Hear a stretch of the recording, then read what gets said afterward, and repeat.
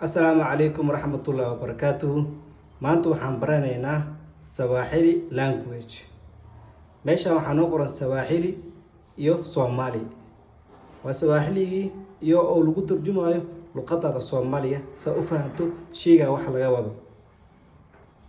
Salaamu waa greeting, waa salaanta, salaamaha. Habari yako waa see tahay. Nzuri waa fiican.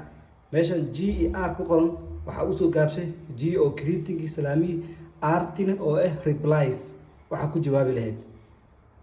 Habari ya asbuuci waa subax wanaagsan.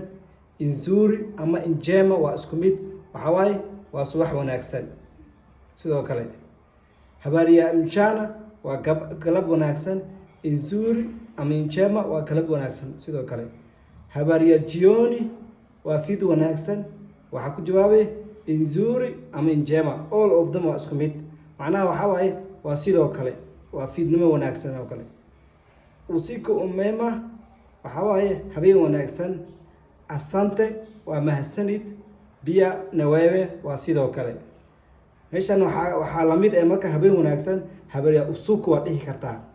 habari ya usiku waa habeen wanaagsan. habari ya usiku waa habeen wanaagsan. siku njema waa maalin wanaagsan. siku njema waa maalin wanaagsan. Kwaheri waa macsalamo, waxa ku jawaabay kwaheri.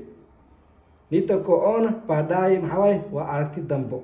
qofka markii ay ismac salaamayeen waxa leedahay nitakuona baadaye, aragti dambo. Safari njema waxa leedahay safar wanaagsan. safari njema waa safar wanaagsan.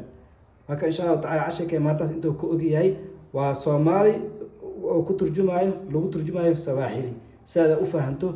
marka jiida hala yaabin waa greeting, artana waa reply. Assalaamu calaykum waraxmatullaahi wabarakaatuh.